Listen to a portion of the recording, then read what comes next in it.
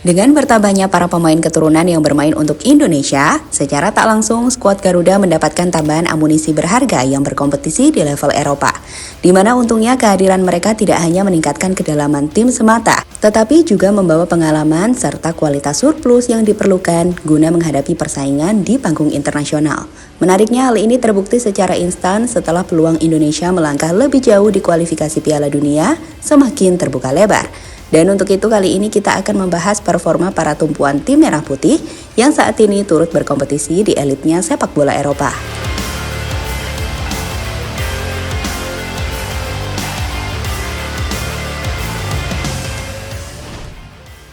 Jay Itzes Venezia FC. Di urutan pertama, Jay Itzes sebagai tembok kokoh karismatik yang saat ini menjadi komandan baru lini pertahanan Indonesia. Tampil moncer di musim perdananya membela Venezia di Serie B Italia. Dan lebih hebatnya lagi, Bang Jay yang menjadi pilihan utama untuk posisi central back mampu membawa Venezia bersaing di papan atas klasmen, sekaligus berpeluang promosi ke Liga Utama Serie A di akhir musim nanti. Lantas, jika membahas performa sang pemain, tidak perlu diragukan lagi karena sang pelatih Paolo Vanoli mengkonfirmasi bahwa pemain berdarah campuran itu merupakan punggawa penting di kubu Venezia, di mana sejauh ini 16 dari total 18 pertandingan yang dimainkan, Jay Itzes diturunkan sebagai starter dengan jam terbang yang tergolong tinggi, yakni rata-rata bermain selama 83 menit. Namun sayangnya pada laga terakhir menghadapi Reggiana, Venezia harus tunduk lewat skor akhir 2-3. Dan terpaksa turun ke posisi 3 klasmen sementara. Som Haye SC Heerenveen. Skuad Garuda dapat dikatakan begitu beruntung karena diperkuat jenderal lapangan tengah seperti Som Haye. Sebab di Liga Belanda sendiri, Tom merupakan gelandang elegan yang ada di Eredivisie, di mana musim ini dirinya sudah memainkan 25 pertandingan bersama Heerenveen, dengan 23 kali diturunkan sebagai starter. Lebih dari itu, Som Haye yang juga sudah 2 kali dianugerahi MVP Team of the Week musim ini, mampu mencetak 3 gol serta menyumbang 2 assist di ketatnya Liga Domestik Belanda. Ragnar Oratmangun, Fortuna Sittard. Lewat laga debut impresifnya berseragam Indonesia, Ragnar pun menjadi tumpuan baru timnas sebagai juru gedor menjanjikan yang mengisi lini serang.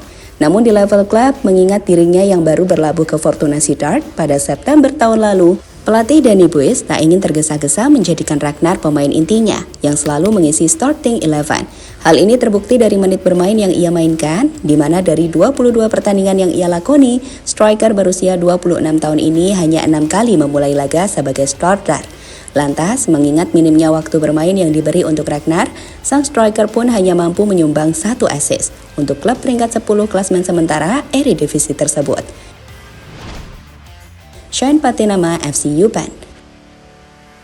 Tengah dibekap cedera membuat fullback kiri potensial ini belum mampu menampilkan performa terbaiknya untuk KAS Eupen yang memboyongnya pada 31 Desember tahun 2023 lalu.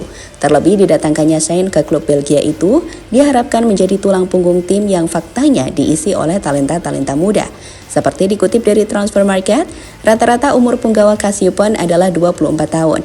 Bahkan kapten tim Boris Lambert saat ini baru berusia 23 tahun, terpaut 2 tahun dari Shane yang sudah menginjak usia 25 tahun. Alkan Bagot, Bristol Rovers. Sama seperti Shane Patinama, kini Alkan tengah dibekap cedera sejak pertengahan Maret lalu. Akibatnya, asa sang defender untuk membela timnas U23 di ajang Piala Asia harus pupus seketika. Lalu bersama klubnya saat ini, Alkan yang belum pernah absen sejak dipinjam Bristol Rovers pada Januari lalu, akhirnya harus mengambil waktu untuk beristirahat. Sedangkan klub aslinya Ipswich Town saat ini sedang bertengger di puncak klasmen, menggeser Leeds United serta Leicester City di Championship kasta kedua Premier Liga. Lantas, jika Ipswich mampu bertahan di posisi ini hingga akhir musim, maka Alkan Bagot menjadi orang Indonesia pertama yang berkompetisi di kerasnya Liga Premier Inggris. Jika karir abroad para punggawa timnas Indonesia barusan terkesan cukup menjanjikan, maka beberapa nama berikut yang akan segera merampungkan proses naturalisasinya memiliki karir yang terbilang lebih impresif dibanding pemain yang sudah ada. Bahkan di antara mereka, ada yang pernah membuat bintang sekelas Lionel Messi frustasi ketika menghadapinya. Lantas, siapa sajakah mereka? Yang pertama ada Calvin Verdong. Ya, memperkuat Enissi Nijmegen, klub Eredivisie peringkat 6 klasmen sementara, Calvin tercatat sebagai pemain terbaik di timnya sendiri. Setelah The Statsway melakukan survei untuk setiap klub yang ada di Liga Domestik Belanda. Tentu melihat fakta itu kita semua tahu bahwa pemain keturunan Aceh ini merupakan punggawa inti milik Nijmegen. Menariknya, pemain dengan posisi murni fullback kiri ini dikenal sebagai salah satu eksekutor terbaik tendangan bebas di Eredivisie. Martin Pas, FC Dallas. Ya, Martin Pas adalah sosok yang dimaksud pernah membuat Lionel Messi sampai frustasi. Kala itu di laga uji coba MLS bulan Januari lalu, FC Dallas mampu menaklukkan Inter Miami yang diperkuat Messi dan beberapa bintang lainnya. Dan menariknya, dua upaya Martin Pas yang sukses menepis dua peluang La Pulga menjadi salah satu faktor mengapa timnya mampu memetik hasil positif. Dan hebatnya, penjaga gawang luar biasa itu diperkirakan akan merampungkan proses naturalisasinya jelang laga melawan Irak pada bulan Juni mendatang. Ole Romani, FC Utrecht. Belum puas dengan Rafael Struijk serta Ragnar Oratmangun, Sintayong memanggil juru gedor keturunan Indonesia lainnya yang diharapkan dapat segera membela timnas. Dan ya, Ole Romani, striker milik klub Eredivisie yang ada di peringkat 8 menjadi opsi paling memungkinkan yang dapat direalisasikan dalam waktu dekat. Di mana Jelang dipanggil membela timnas Indonesia, Ole sempat merasakan elitnya memakai jersey The Oranje Belanda di berbagai jenjang umur pada level usia. Dan diharapkan dengan pengalamannya di Eropa, striker berusia 23 tahun ini mampu menambah daya gedor lini serang skuad Garuda. Jadi itulah para pilar timnas Indonesia yang kini abroad menambah kualitas permainan skuad Garuda. Lantas menurut kamu, dengan kompetisi menjanjikan itu, mampukah Indonesia menjadi kekuatan baru di kawasan Asia? Tulis pendapatmu di kolom komentar ya.